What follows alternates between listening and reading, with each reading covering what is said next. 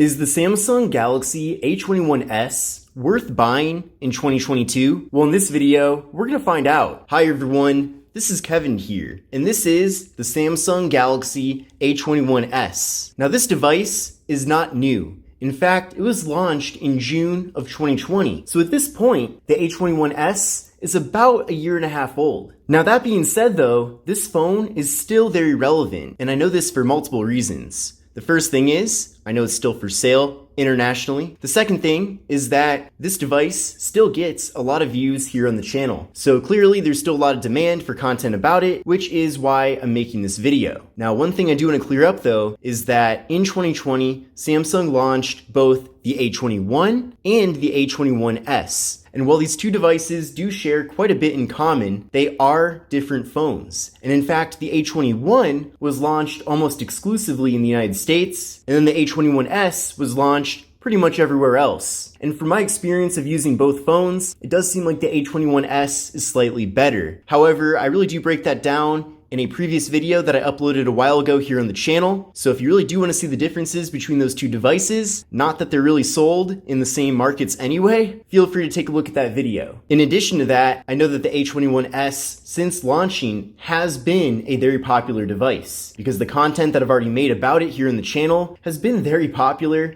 and even to this day, that content is still doing very well. So apparently a ton of people bought this phone, and if you're one of them, I'm really curious to know what you think about it. Now with the Galaxy A21s, we're getting a 6.5-inch display. So a pretty big display overall here with the phone. The display itself is PLS TFT at 720p. It features a PPI of 270, a 20:9 aspect ratio, so a more narrow but taller form factor here, and we're getting an 82.8% screen to body ratio. Now you probably noticed though that the bottom bezel is a little bit thicker than the other bezels, and in addition to that, we are getting a hole punch for the front-facing camera. I'm definitely really glad to see this. I do prefer that over having a water drop notch, for example, and it seems like Samsung can't really decide what direction they want to take the design of their A-series phones. Because since this device was launched, we've gotten newer phones in the A-series that have water drop notches that are even higher end than this phone, which is pretty strange. And yeah, it just doesn't seem like there's a whole lot of consistency with the route that Samsung is going as far as the design of their A-series phones. But I do at least applaud the A21s for giving us the hole punch for the front-facing camera. Now that front-facing camera is 13 megapixels, and definitely take a look at my full review that I've already done here about the phone on the channel, as I have a variety of different photo and video samples from it in that video. So definitely a good opportunity to get a good idea of what kind of quality to expect here from the A21s. But in general, from my experience here with the phone, I've been a big fan of the quality from all the various cameras. Now, of course, you're not going to be getting professional photography levels of quality, but you really shouldn't expect that either from a more entry-level device like this one. But we'll talk about the cameras a little bit more in a second, as I'll show you all throughout the camera app. But with the Galaxy A21s, we're getting 64 gigabytes of internal storage, and we're also getting microSD card expansion. So I do appreciate that we're getting that much storage and the ability to expand it beyond that. Now there is no wireless charging with the A21s, but we do have a fingerprint sensor on the back of the phone. We'll give that a try right now. So very quick, one more time. Very fast. So nice, fast, responsive fingerprint sensor here on the phone. Definitely no complaints about that. Another nice thing too with the A21s is that this phone does support face unlock. So I do like that there are multiple methods for getting into the phone, especially because some people prefer face unlock while others prefer to have the fingerprint sensor and vice versa. So having both of those here with the A21s definitely makes this phone more appealing to a variety of people. Now, taking a closer look at the camera module here in the phone, we do have a quad camera setup. So we're getting a 48 megapixel main camera, an 8 megapixel ultra wide angle camera, a 2 megapixel depth sensing camera that helps with portrait mode, and we're getting a 2 megapixel macro camera for close-up images. So again, with this phone we are getting portrait mode with both the front and rear cameras, and I'm definitely a big fan of having that feature. Now here's how the camera app looks, and here's everything through the main camera right now. Then from here we can switch around to the ultra wide angle camera, which allows us to fit quite a bit more content into the frame. This especially comes in handy when taking photos and videos outdoors, at least from my experience, because you're able to fit a lot more content into the frame. But then from here we can go over to portrait mode, get those nice blurred out backgrounds, You can also go over to the More tab, and from there, you can access the macro camera, which again, when you get very close up to different objects, they're in very good detail. We can also go over to video, and I'll show you the various resolutions available. Yeah, essentially with this device, you have two different options. You have Full HD, which is 1080p, and then 720p. So unfortunately, there is no 4K video recording with the A21s, which is definitely a bit disappointing. But I suppose when you're buying a lower end phone like this one, that feature isn't necessarily as much of a priority. Now flipping around to the front-facing camera, there's me right there. We can then switch over to a more cropped out view to take group selfies, which could come in handy potentially. And then of course we do have portrait mode as well for the front facing camera, again giving us the ability to have those nice blurred out backgrounds. So overall, I'm pretty happy with the various cameras and features that we're getting with the A21s. Obviously, the quality from these various cameras is not going to be nearly as good as a flagship device, but then again, you're paying a fraction of the price to go for the A21s versus a more premium phone. Now, as far as processor and RAM go, with this device, we're getting 4 gigabytes of RAM and the Samsung Exynos 850 processor. In general, I've been pretty happy with the performance overall. 4 gigs of RAM for an entry-level device like this one is certainly really good. That's a generous amount of RAM overall. And the Exynos 850 has been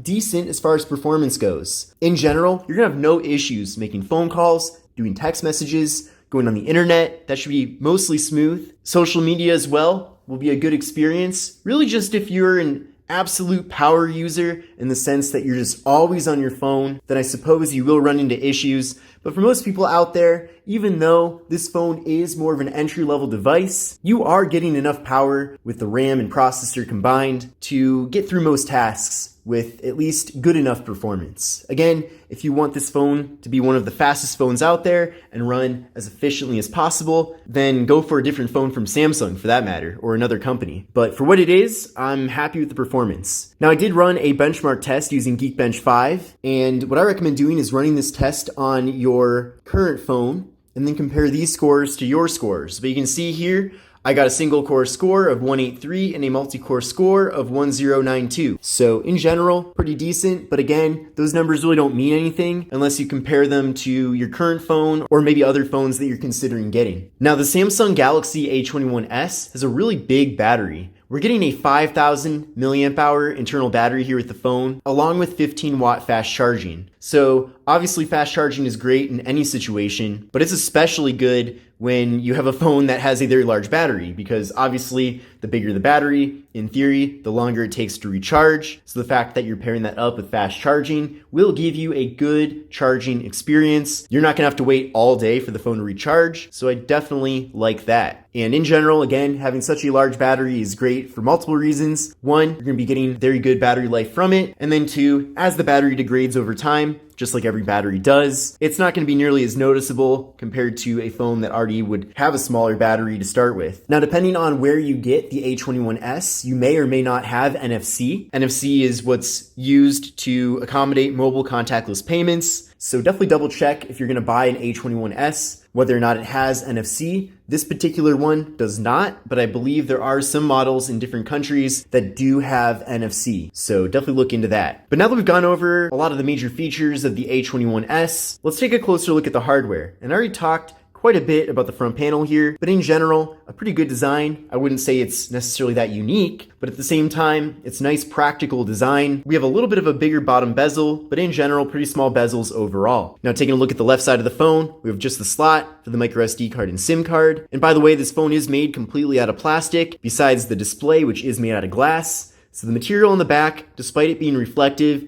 is plastic, it's not glass. Then taking a look at the right side of the phone, we have the power button, volume down and volume up. Then up top here, we have the noise canceling microphone. And then at the bottom of the phone, we have the 3.5mm headphone jack, USB-C port for charging and data transfer, microphone, and speaker. And then on the back of the phone, we have that quad camera setup with the flash, fingerprint sensor, and Samsung logo. And while I am a big fan of the overall finish on the back of the phone, because I do think it looks good, it certainly does pick up a lot of fingerprints since it is, of course, a reflective back. So if you're not a big fan of having fingerprints on the back of your phone, then you might want to go for something else. But if you don't care, then go ahead and get the A21s. But now that we've gone over quite a few things here about the phone, let's take a quick peek inside the box and see what all we get. Now here is, of course, the box, A21s right there, Samsung Galaxy A21s on the side. We'll open this up. First item we have included here is this packet with some literature inside. There we go, we've got a quick start guide in